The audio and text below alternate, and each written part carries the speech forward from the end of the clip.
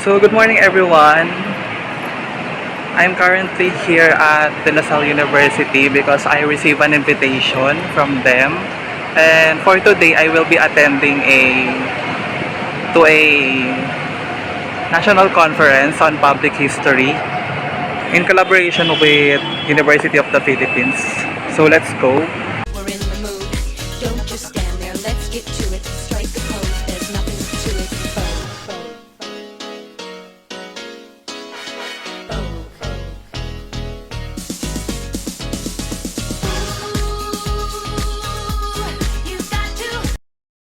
Manila Times and works as the historian of the Philippine story and the curator of the National Library of the Philippines Permanent Gallery.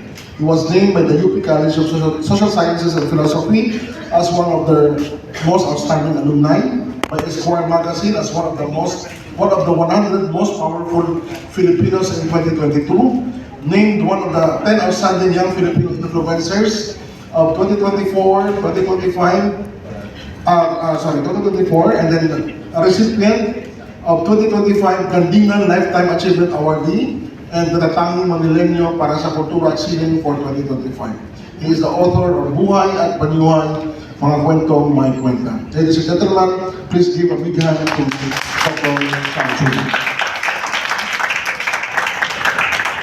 Karangalan kung maipakilala ni Lupe, no? Isa sa ating mga magagaling na profesor. We should have more of this, na magkita-kita ang mga akademiko, hindi lang sa UP at sa DLSU, kundi sa ating bansa. No? At nakakatuwa kasi hindi na kami nakikita sa DLSU Department of History dahil madalang na lang dahil nga sa energy crisis natin. And I miss everyone. So I'm so glad to see all of you here. So, basically, I will talk about, and I was given 20 minutes. No? I try to do it in 15. I will time myself. Kasaysayan pampubliko o at pangmadla, kamalasan, pamamaraan at kapangyarihan. So, magkukwento lang sana ako at titignan rin natin ano yung implication ng naging kwento ko doon sa paano ba nagiging isang historian na tumutuko sa publiko. Na mahalagang makita natin. So anyway, ay, kanina gumagalaw eh. Okay, next muna. Ba't nawala? Pwede kanina. Saan siya nakasaksak? Kanina pwede, hindi ba? Pagkakataong magkita-kita. Sige. Ayaw ko eh. Huwag ka nakaharang to. Sayang mas mabilis sana kung hawak ko to. Kasi ito yung beat eh. Yan na. Ikaw na lang? Sige. So, tirahin na natin. Nakakuha. Pakicheck mo nakikita. Okay. Sige po. Thank you, sir. Thank you. Okay. So, sige. Salamat ulit. Registration is closed. Very successful. Please follow me on my social media accounts. No? Like a true Gen Z. Okay. Tapos meron po, tinatakpan mo yung sir. Yan. Hello, yan. Sige. Yan. So I have a shameless plug, no? Dahil public historian ay nagbebenta rin ng libro. So, may dala po ako dyan, Bonifacio, ano pa? Sige po. Basta pag nagano ako, para tahimik lang. Shout time, mga tuko sa bayaning Pilipino, and my latest book, Buhay at Banyuhay. Okay, so, ganyan, sige. So basically, para maintindihan natin, kasi parang kailangan din natin ng konting primer, ano ba itong public history? So may public history, kasi may academic history. So, sasabihin ko na sa inyo, may papelo ako dyan, ang public history, meron may faculty na nagsabi na there's no such thing as public history because history is inherently public. Okay? Totoo naman yung ideally, yes. Yes! But, nagkaroon nga tayo ng academic history. Diba? Yung academic history, nag-introduce na ng discipline ng rigor. Napakahalaga nun. Yung positivism. So, naging academic. Sa Pilipinas, ganun din. Ang history, yung mga kwento nila ng Bonifacio, alam mo naman sila nagpupunto doon eh. Diba? So it started as public, history started as public history. O kasaysayan, I think Manny Viernes will have a discussion on that. But eventually, what will happen is, kailangan magkaroon ng paraan para yung academic history na naging specialized, naging may jargon, kailangan siyang i-disseminate sa public. So doon napapasok yung public history. So yung public history is popular history. Ang mas gusto ko term nilalapit. Dahil yung dati kasi term binababa natin sa bayan yung kasaysayan. Sabi ko, ba't naman natin di bababa yung bayan? Tayo ba yung nasa taas? Di ba? Mahirap naman ikayon. So, tayo yung naglilingkod. Kaya, ilalapit natin yung kasaysayan sa bayan. So, for a mass audience, for a group, for large numbers. Ayan. And, mahalaga sa public history, yung technology. Ano ba technology? Kaya yung iba sasabihin na, yung digital media, hindi history yan, hindi public history. Hindi pwede. Kailangan. Yung kung ano yung technology ng tao, yun ang sasakyan mo ngayon. Kaya sasakyan mo talaga, hawakan mo talaga yung beat. Diba? Kahit sa TikTok, gawin mo yan. O, si Mikey Magulang ginagawa yan. Ako, hindi ko na kaya. Kaya gawin nyo na kayo na yan. Sa Wikipedia, sinashare. O, matagal na kami nag-uusap niyan. O, hindi ko lang alam na siya yun. Kasi tatago siya eh. O, sige. So, yung public history, hindi siya masyadong nababanggit sa Pilipinas. At ang nangyari dyan, around 2018, 2017, 2018 to, nagkaroon kami ng Philippine Historical Association Conference na parang academics started to finally say, gandang pag-usapan to. So we had the conference of the Philippine Historical Association. Pero 1970s pa lang, may public history na sa US as an academic discourse. At may mga libro sila. So hindi ko kami nag-iimbento dito. Sige. So, okay na siguro yan. Pag sinabi mo public history kasi, may mga definitions yan.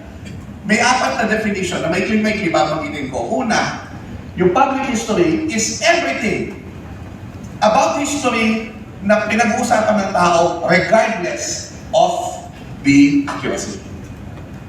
Yan yung first definition. So, yung Italiano God, public history yan. Italiano God is public history because that is lodged in the yung Princess Roduha, yan, public history yan.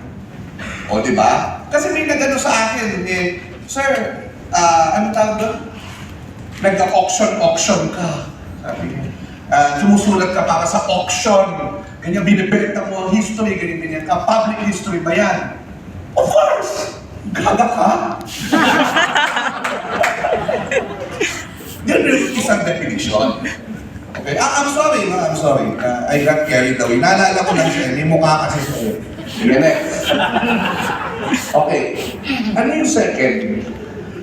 Ayan, the second is, public history places ordinary people center stage. What is the thinking of the common man?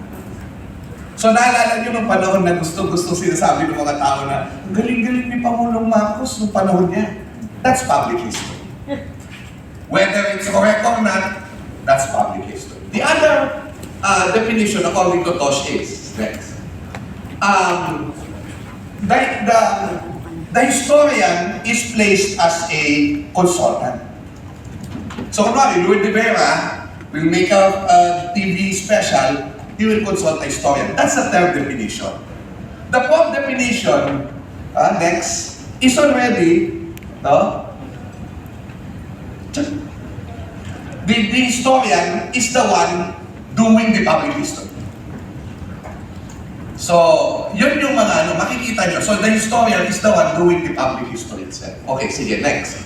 Now, bakit nabuo itong kasaysayan pambanla? So, basically, if we're going to look at this definition, pag Finilipino mo yan, translation-wise, kasaysayan pampubliko yan.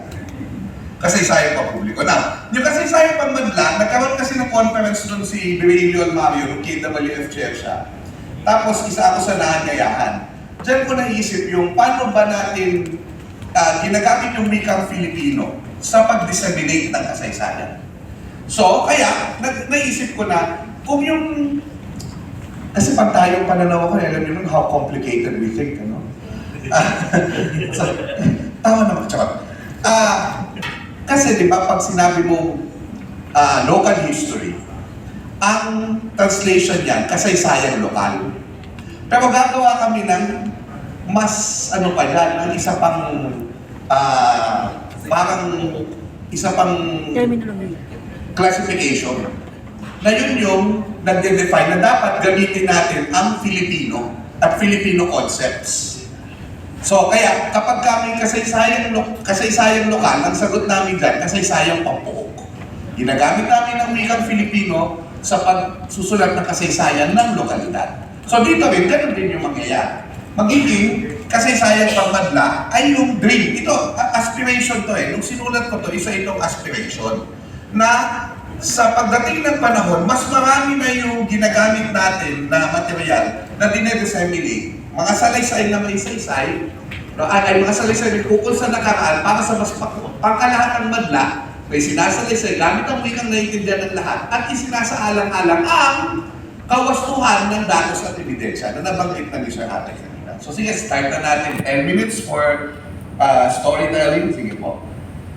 So, nung una ako nagsimula, batang-bata talaga ako, no? Bagong tanggap ako sa history department, pumunta yung Channel 9, mag-i-interview daw tungkol kay Imelda Marcos. Tapos, sabi ni Jimmy Benamacion doon sa tao, ito si Chow. Nandun kami sa MA class niya. Ito si Chow, thesis niya nung kay Mila, si Imelda. So, in-interview na ako. Tapos, ang tingin ko nun, okay, teacher ako ng history. Hindi naman ako expert talaga. Pero sabi ko, kung teacher ako ng history, kasi hindi ko alam i-discuss to. Oo. Diba? So, doon nagkaroon ako ng lakas ng loob na teacher ako ng history kasi yabang-yabang kasi nagtuturo ako sa UP. Diba? So, yun yung aking naging parang lakas. Yung lakas ng loob, alam mo, kung ngayon ko yung gagawin, na yung ganun, iisipin ko yung nagbabalik na ako. Sabi ko, pangasin itong hayop na ito. But that is that. It already happened. No? So, bakit? Nung tinanong ko si Dr. Jimmy, bakit kayo umiiwas sa interview? After many years kasi sinusulat ko nga yung history ng public history. Kasi yung mga media na yan, kapag ka nag-quote sila, i-quote mo lang yung pinakapangit mong sagot, tapos konti lang, tapos yung pinakamaganda mong sagot, sila yung nagsasabi. So, hindi sila nagpapa-interview. So, ako yung nagkaroon ng espasyo for me. So, kaya, eventually, yun na nga yung naging role ko. No? Bubog lang sa pagkatao ko kasi minsan may mga fellow classmates ako sa PhD noon. Minsan, nagsulat sila ng, sabi, parang minamaliit, condescending sila doon sa mga academic na nagpapa-interview. Parang panditry, ganyan. Natutuwa ako kasi ngayon, sila rin ito, papa-interview na rin. At sila na rin ay tulad ko. So very happy ako doon. Actually, yung mga bubog naman sa aking puso ay napalitan naman. Kasi eventually, na-recognize na ng mga akademiko yung halaga ng public history. Kasi ganun dati eh. Malulungkot ka kasi parang hindi nila na-appreciate. Kasi parang ang tingin nila dumbing down. Ako, I do not want to dumb down. I simplify, hopefully without dumbing down. That's always my thing. Okay, sige. So, naging interested din ako sa online, sa pag-aaral ng internet, kaya eventually, gumawa din ako ng website. No? Gumawa ako ng website ng Pantayong Pananaw, gumawa ako ng website ng Mi Kubang, etc. No? So, kaya nag-start din yung pagkakalat ko sa internet. Literal sa internet. No? Sige, next. Okay. Tapos, akala ko dati, the public historian is a disseminator. I will be like the expert, disseminating. Tapos, eventually, na-invento yung Facebook. At dyan, nagkaroon ng post si Adonis Lumbre na nag-away-away lahat yung historiador doon. Naalala mo ito pa, no? Oh. Tapos eventually, akala ko dati pag sumagot ka about history, sumasagot lang sa'yo mga akademiko. But eventually, first time na talagang yung mental health ko talagang halos masira ay 2011. Kasi sinagot ko yung Pinoy Monkey Pride. So kung gusto nyo maging public historian ngayon, iba na sa public historian mo. Kasi mental health yung haharapin mo, pang-catch of magsalita ka lang ng konting sa ano, patay ka na, no? Basta ganito sasabihin ko sa inyo, pag nabash kayo, ito lang yung masaya. After 1 week, hindi na ikaw yung issue. Mag-move on ka na. Huwag kang kayabang. Hindi mo niikot ang mundo sa'yo. Gawin mo lang yung trabaho mo. Okay, next. So, eventually, napasok ako sa Showtime. I'm proud of this. Perhaps this is one of my iniiwan ko sa mundo. 640 episodes po ito. 5 minutes. Okay, sige, next. Ayan, na pinapanood ng mga bata ngayon sa telebisyon, sa kanilang eskwelahan. Nagpasok ako sa History with Lord. Ito yung sa palagay ko, isa sa groundbreaking. Kasi, yung mga hindi mo masyadong napapanood sa TV, dahil biglang may isang devoted show sa history talaga. Isang honest to goodness, and I'm so proud that I was part of it, na as consultant. Kasi umiinom lang ako ng sito nung habang nagiinuman. Napakinggan nyo na kanina yung kwento ni Lord eh. So parang inuman style lang, masaya na yan. But it was devoted to history. We want to get the facts right and the interpretations right. And so dyan mo makikita si Dr. Camagay, Dr. Dote Jose, yung mga hindi mo masyadong nakikita sa television, si Yus Salazar nagpa-interview dyan na. Si Sio Salazar hindi basta-basta nagpapa-interview yun. Kaso sabi ko sa'yo, akong bahala sa'yo. So ako yung nagano. Para may pang-merienda siya. Oo. Ako talaga hindi yung show. Kasi gusto ko nung ma-appear si Sir doon, magkaroon siya ng lumabas siya doon. And ang dami namin na si Ian Alfonso lumabas doon. So a lot of you. So nagpapasalamat ako sa inyo, sinabi ka ako doon. Papasalamat ako sa inyo lahat, Vic Torres. Dahil kayo ay nag-appear dyan. Sige. Okay. So, na-revolutionize na lumabas yung mga akademiko in a public setting. Dumami yung in a way, nag-public history. Sige, next. Problem din is, ito malaking tanong, dahil 3 minutes na lang ako. We want to invoke public history. But my question is, are we really ready? Because it's not a joke.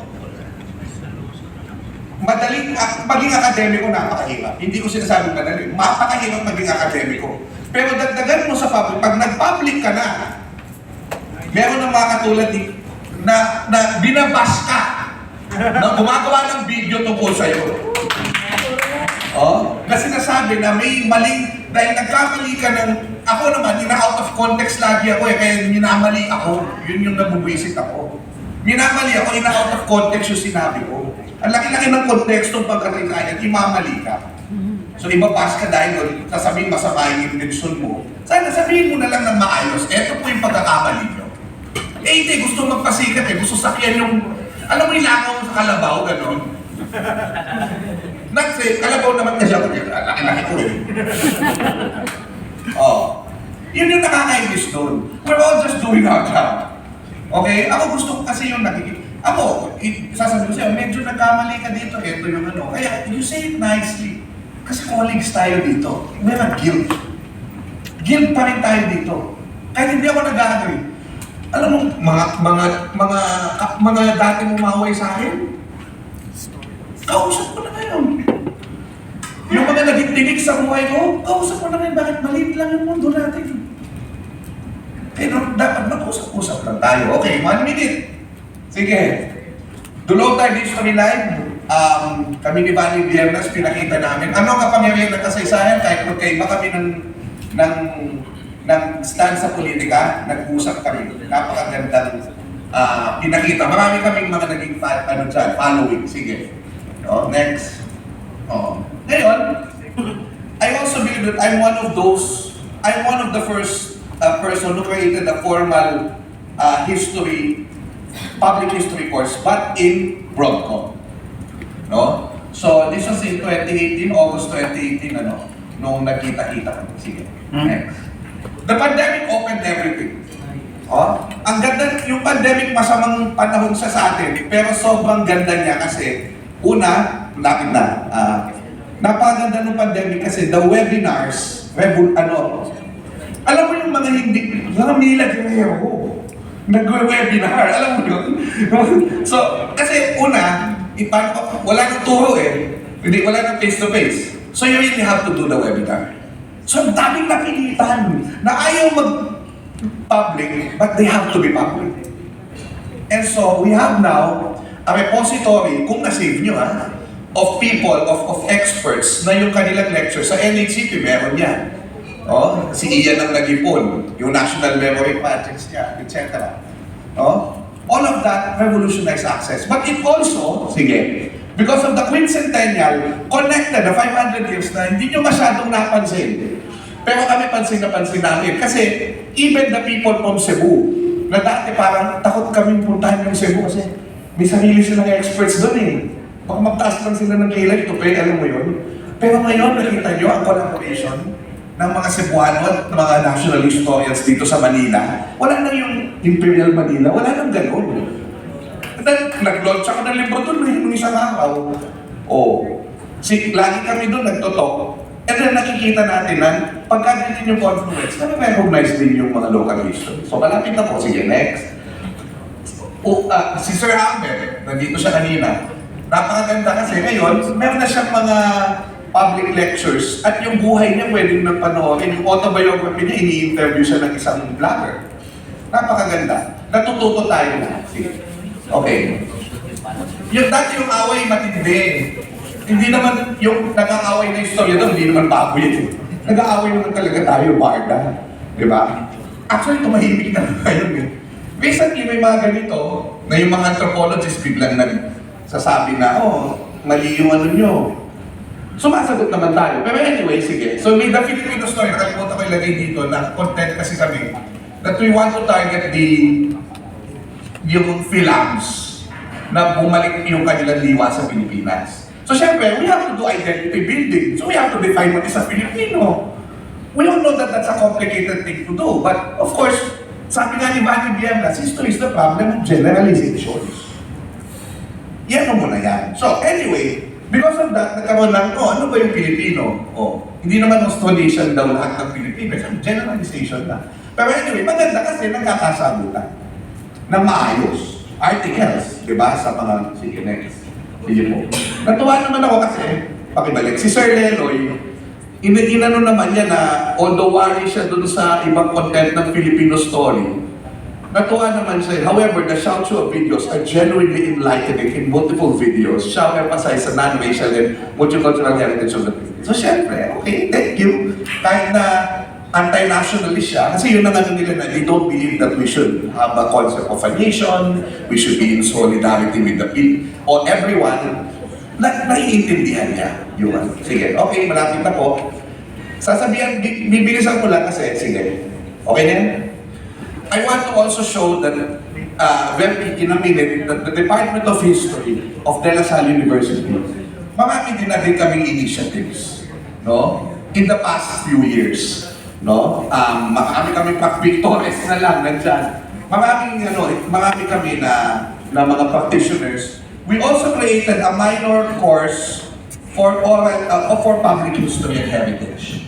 Which public history is one of the subjects. No? Yun yung specific course. Of course, nakasaysayan pa man laki from La Salle, no? In many ways, a lot of it. And may workshops kami, funded officially by the university. And when high-profile visiting professors like Cinso Ayase and Ileto come here, we open it to the public. So, mabilisan lang. Sige po, next. So, we have Ileto lectures, Paul the lectures, very memorial lectures, no? Sila po yung mga guests namin, no? Minsan nag-away pa kami ni CU Salazar in front of everyone in the DLSU webinar, no? Because of 1521. Sige. So, we have that, ano? Magandang usapan yun. Sige po. And we also feature our graduates to the Pandayan Lecture Series. Nasa si Mota. Ayun, hi Mota. Isa siya sa... Marami, ano yan? Marami kaming mga na dyan. Yun yung problem. I have to upload them. Kinolect ako na, but you have to upload them somewhere. Kasi nagsara yung FB, tinanggal lahat yung video. Sige, next po.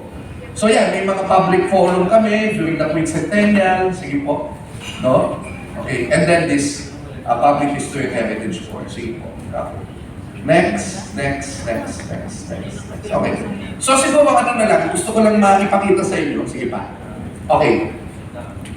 No, yung kapangyarihan ng kasaysayan demonstrated when I toured the public history, yung kapangyarihan ng kasaysayan pagmadla. Nakita ko siya nung tinuruan ko yun ng Philippine history for 4 sessions ang Urban Poor Associates group of people's organizations leaders. Sobrang natuwa sila kasi sabi sa akin nung leader nila, na-connect daw nila yung sarili nilang laban sa pabahay sa mas malaking laban, yung na Bonifacio. So parang natuwa daw sila na now they're more inspired to actually continue what they're doing. So maraming power ang history. At alam natin lahat yun, hindi ko na iniisa-isa yun. Pero sana makita ninyo na when we give history at kasaysayan sa ating kapwa, na bibigyan sila ng kapangyarihan. At yan yung mawawala sa atin na kapangyarihan, malaking matatapyas pag ang general education ay tinanggal ng tuluyan at ang kasaysayan ng Pilipinas ay tinanggal ng tuluyan sa komunidad. Kaya paglaban po natin ang ating GE, paglaban ng kasaysayan, ayon nga kay Bani Biernas ng De La Salle University Department of History, ito ang konsyensya ng bayan. Ang kasaysayan ng Pilipinas ay konsyensya ng bayan. Maraming po salamat at magandang kaya. Public history, and then based on how you practice it, paano nyo bibigyan ng halaga, what does it mean to you, itong public history, especially sa ating sariling konteksto, sa ating sariling bayan, because public history might mean different things sa ibang bansa, but based on how you practice it, based on how you shared it, yung advocacy, paano nyo bibigyan ng kahulugan, ang konsepto ng public history sa Philippines.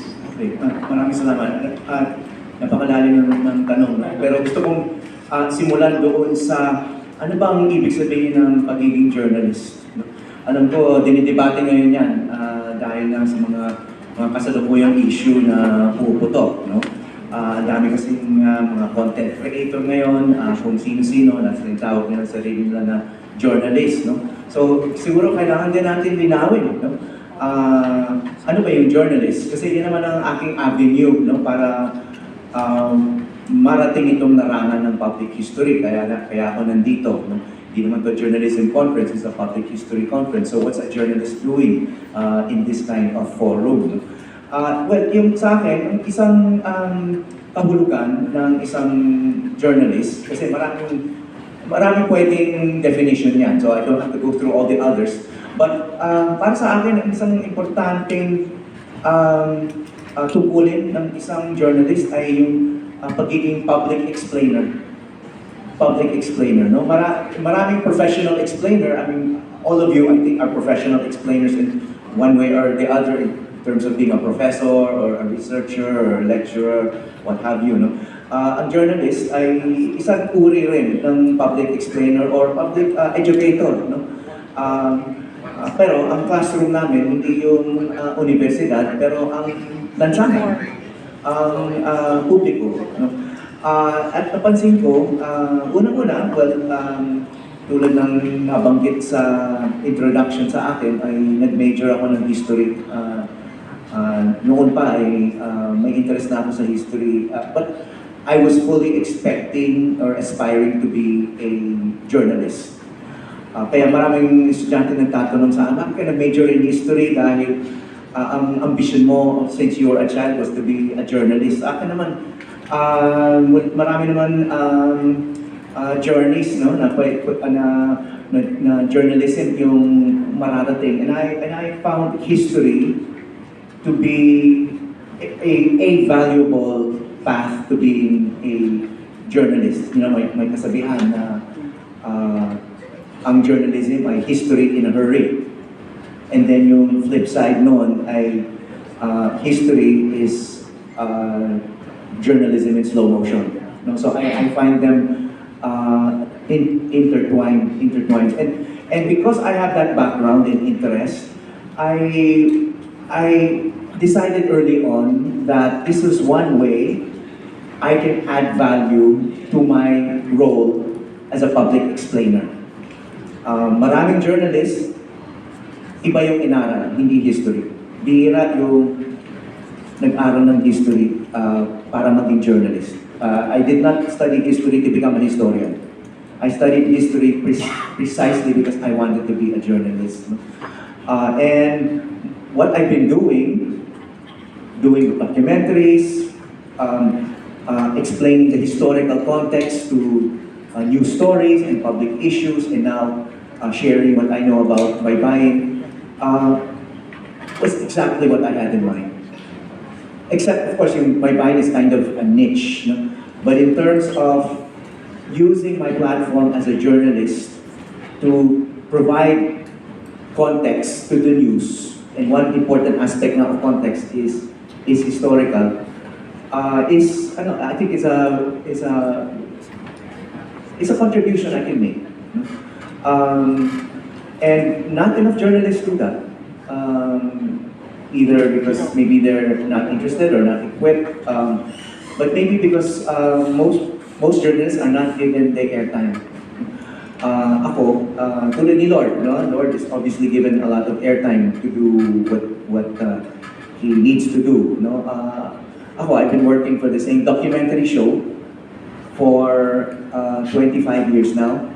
And one main difference between doing documentaries for TV and doing news is you're given a lot more airtime to do deep dives into subjects. And we all know that history is a deep dive. In whatever aspect of history you want to research or tackle. So, yan ang aking pananaw sa public history. I approach it not as a historian, but as a journalist who believes that history is an important part of our identity, is an important part of our present, and needs to be tackled with the same kind of seriousness in mass media as any other topic that we're covering in mass media. Thank you. Salamat po, Ian.